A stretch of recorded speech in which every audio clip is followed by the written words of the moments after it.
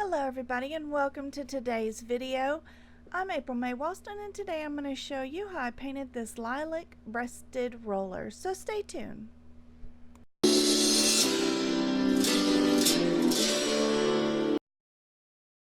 So to get started, I sketched out my drawing. I found the photo on Pinterest. I was hoping that I could actually put it up in the corner so you could see the actual reference photo, but I don't own rights to it and it wasn't on Pixabay, so I didn't feel right doing that.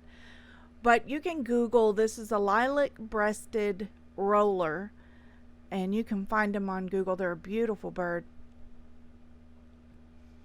So I used unbleached titanium white to paint in the base layer of the tree, and now I'm using Hooker's green. I believe it was a burnt, what was that color? It's a brown, a dark brown, and then some of the titanium, unbleached titanium white, which is really just an off-white color. You could make it using white, titanium white and a brown. Oh, here we go. I'm looking for the color. It was burnt umber is the brown that I used. So I'm now just coming in and kind of painting streaks, just random streaks with different colors until it starts looking like the trunk of a tree. And this is more impressionistic as opposed to realistic. It's kind of hard to get things on a textured rock to look, you know, like photorealism. It's kind of hard to, usually you can achieve that a lot better on a really smooth surface. And this did not have a smooth, my rock did not have a smooth surface.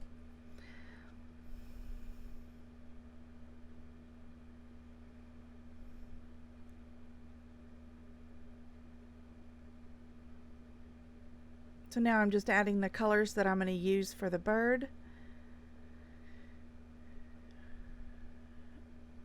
And we're starting off with, let's see, that was phthalo green and some white.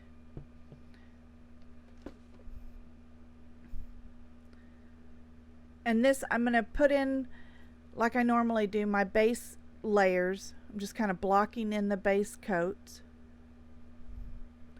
And this is quinacridone magenta with a little bit of white added to it.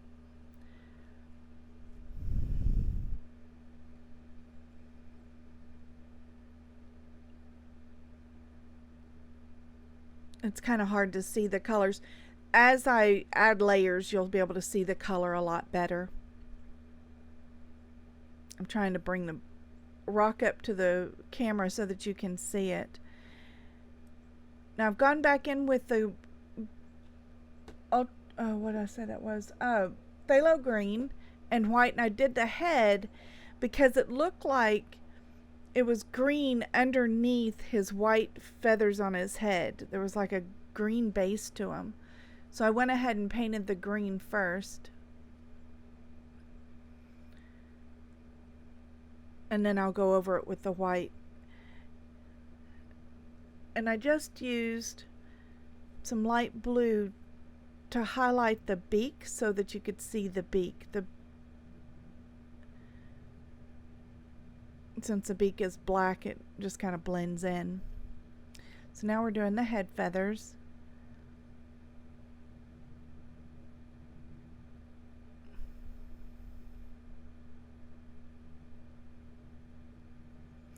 And I'm switching between a detailed brush by Holotap, which is the 30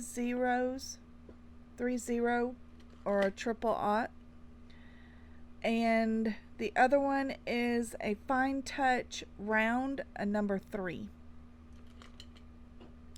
Those are the two that I switched back and forth from.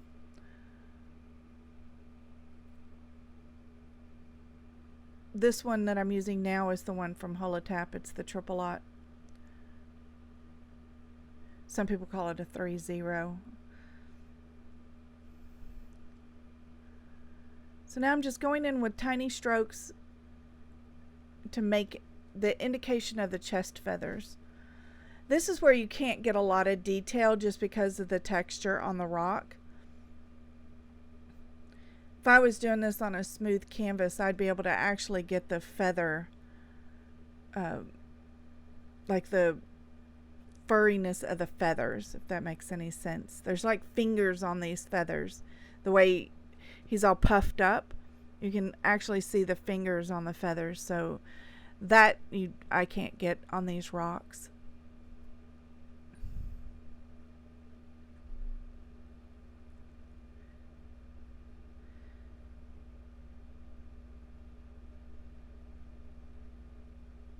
So since you can't get the detail to be as sharp and crisp, you really want to work on your darks and your lights. That's where you're going to get you're going to build in your contrast, which is going to give you more detail.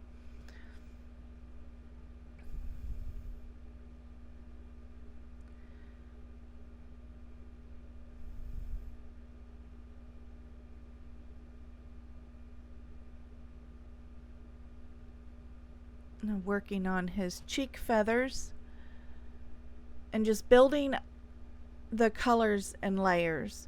And as I add layers, I'm lightening. But I want the base layers, I made them darker so that they would show through. And that's where I get kind of the depth of the layers, of the feathers, if that makes sense. Since he's all puffed up, it's like you can see in between the feathers. And so I needed a dark base layer to kind of indicate that.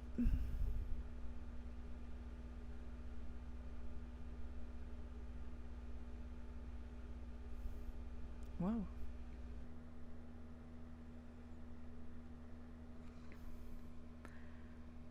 So now I'm going in and adding orange to his wings. And if you were going to paint this bird, you would not need the same paints that I have, the same colors. You could use whatever colors you have available. The colors aren't quite as important as building your contrast with your colors.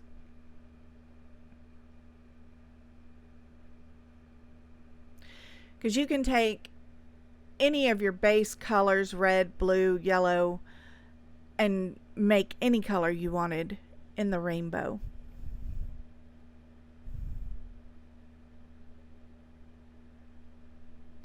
So now I'm taking some white and indicating she had pen feathers, which are feathers that have a coating over the top of them, and they haven't been released out of the coating yet.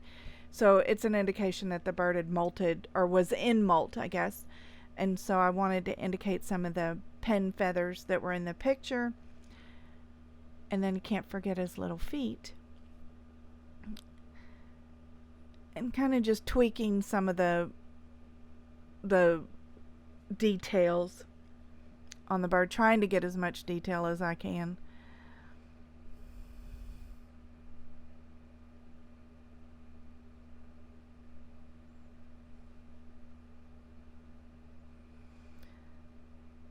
Then I'm taking a little bit of yellow and glazing that over the orange. That'll make the orange kind of pop.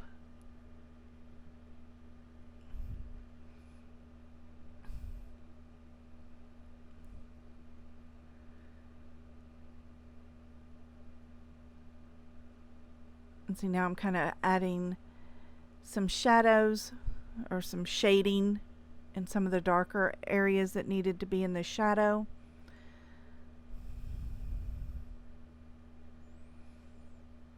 Adding the highlight on the eye. So you just keep building layers until you reach the level of detail that you want to achieve in your painting. And these layers of paint allow the light to refract through the layers, creating a lot of depth in your painting. So as we come to the conclusion of this video, I just want to thank all of my subscribers. I hope you enjoyed this video, and I'll see you in the next one.